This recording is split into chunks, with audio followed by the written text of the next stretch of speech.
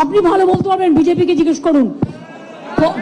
দাঁড়ান দাঁড়ান দাঁড়ান দাঁড়ান, কয়লার টাকা অমিত শাহ ব্যবহার করেছেন, অমিত শাহ ব্যবহার করেছেন, রাজনাথ সিং ব্যবহার করেছেন, জগন্নাথ চট্টোপাধ্যায় ব্যবহার করেছেন, শুভেন্দু অধিকারী ব্যবহার করেছেন।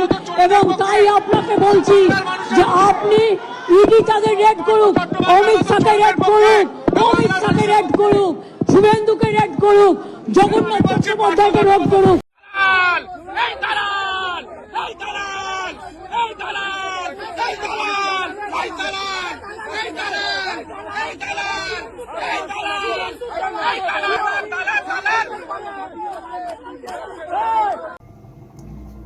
প্রিয় ভিউয়ার্স, আজ আবারও এসেছি আপনাদের সামনে জেলা বার্তার তরফ থেকে।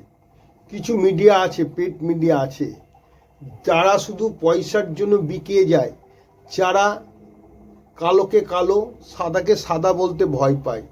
কিছু পেড মিডিয়া আছে যারা অন্য কোনো বড় রাজনৈতিক দলের দালালি করে বেড়ায়।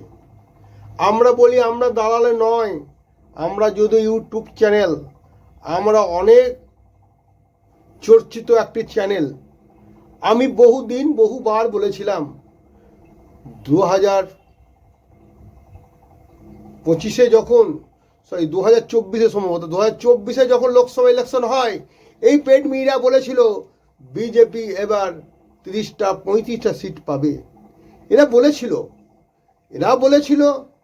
2021-এ বিধানসভাতে এই তৃণমূল শেষ হয়ে যাবে। অমিত শাহ যেটা বলেছিল ইসকে বার 200 পার, এবার 200 পার হবে। ঠিক সেরকমই বাংলার নেত্রী মমতা ব্যানার্জি যখন ইডি তৃণমূলের একটি আইপ্যাক, যে আইপ্যাক কি, তৃণমূলের পরামর্শদাতা একটি সংস্থা, সেই সংস্থাতে হঠাৎই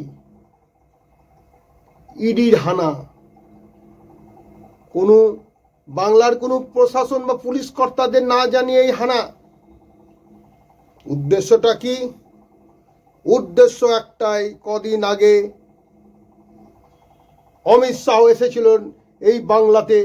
এসে উনি কোনো জনসভা করেনি, উনি তার নেতৃত্বকে নিয়ে বসে কি করে 2026টা পাওয়া যায়, মানুষের রায়ে পাওয়া যাবে না। কলমে যেভাবে আমরা বিহার পেয়েছি, যেভাবে অন্য রাজ্যগুলো পেয়েছি, সেইভাবে বাংলাকে দখল করতে হবে, বাংলা থেকে তৃণমূলকে উৎখান করতে হবে।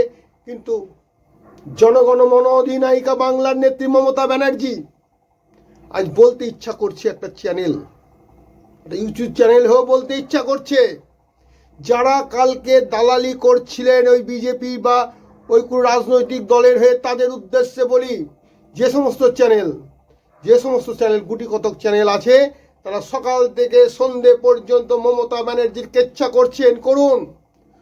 সত্যিটাকে সামনে নিয়ে আসুন, হিম্মত থাকে সত্যিটাকে কথা বলুন। কালকে আপনারা আপনাদের ইডি, অর্থাৎ বিজেপির তোতা পাখি ইডি, বিজেপির অমিত শাহ যা বলবে ইডি তাই করবে। সেরকমই কাল সল্ট লেকের সেক্টর 5-এ আইপ্যাকের অফিস হানা দেয়। আইপ্যাকের অফিসে কি থাকে? হার্ড ডিস্ক, তাদের দলের কিভাবে বিগত দিনে কিভাবে দল পরিচালনা হবে, কিভাবে ইলেকশন পরিচালনা হবে, সে সমস্ত তাদের হার্ড ডিস্ক, তাদের ফোন নাম্বার, নেতা নেত্রীদের বুথ থেকে আরম্ভ করে রাজ্য স্তর পর্যন্ত সকলের ফোন নাম্বার থাকে। সেটা লোপাট করার ধান্দাই ছিল এই বিজেপি। কিন্তু পাহারাদার একজন আছে বাংলায়, সব সময় যিনি শীত গ্রীষ্ম বর্ষা যিনি পাহারাদারের মতন কাজ করে, সে আমফানি হোক, সে বন্যায় হোক, যিনি বসে থাকে, তার নাম মমতা ব্যানার্জি। মমতা ব্যানার্জি আর্জ করেছিল এই ধরনের ঘটনা ঘটতে পারে। অমিত শাহ এসেছে, কলকাতাতে কিছু অঘটন উনি ঘটাবেন, সেটা মমতা ব্যানার্জি ভালোভাবেই জানেন। তাই বাংলার মানুষকে অনেক আগেই সচেতন করেছিলেন। এসআর নিয়ে অনেক কুকীর্তি করছেন, 90 বছর থেকে 100 বছরের বৃদ্ধকে লাইনে দাঁড় করাচ্ছেন। এই অমিত শাহের বা বিজেপি নির্বাচন কমিশনাররা। তাই বলছি ওদিকে যাব না। কালকে মমতা ব্যানার্জি ফাইল নিয়ে অনেক মিডিয়ায় বড় বড় করে দেখাচ্ছে মমতা ব্যানার্জি নাকি সমস্ত লোপাট করে দিয়েছে, সহযোগিতা করছে না ইডিকে। আদৌ তা নয়। ইডি কি উদ্দেশ্যে গিয়েছিল সেটা জানতে হবে। সেটা জানতে পারলেই দুধকে দুধ পানিকে পানি হয়ে যাবে। মমতা ব্যানার্জি যে কাজটি করেছিল সেটা সঠিক করেছে তার দলের জন্য। কাল উনি দলের নেত্রী হিসাবে গিয়েছিলেন। দলের নেত্রী হিসাবে তার সমস্ত সম্পত্তি, হার্ড ডিস্ক, বিগত দিনে তৃণমূল কিভাবে পরিচালিত হবে, কিভাবে ভোট পরিচালনা হবে, সেই কপিগুলা তিনি নিয়ে এসছেন। এতে বিজেপি শাসিত, বিজেপি দালাল কিছু চ্যানেলের তো গোসা হবেই, গোসা হওয়াই স্বাভাবিক। তাই গোসা হয়ে মমতা ব্যানার্জিকে অনেক কুয়ুক্তি করেছেন। কাল দেখেছি টিভির সামনে, আপনারাও দেখেছেন, গোটা বাংলা তথা ভারতবর্ষ দেখেছে। তাই বলি মমতা ব্যানার্জিকে মমতা ব্যানার্জির মতন থাকতে দিন। মমতা ব্যানার্জি একজন বাঘিনী, রয়্যাল বেঙ্গল টাইগার। কালকে দেখিয়ে দিল যেটা ভারতবর্ষের কোন মুখ্যমন্ত্রী করতে পারবে না, পারেনি, মমতা ব্যানার্জি করে দেখিয়েছে। তাই জেলা বার্তার তরফ থেকে মমতা ব্যানার্জিকে জানাই কুর্নিশ, মমতা ব্যানার্জিকে জানাই স্যালুট।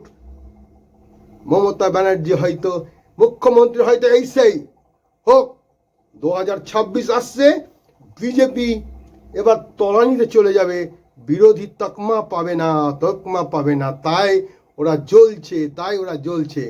জেলা বার্তা থেকে মানিক ভট্টাচার্য, মুর্শিদাবাদ।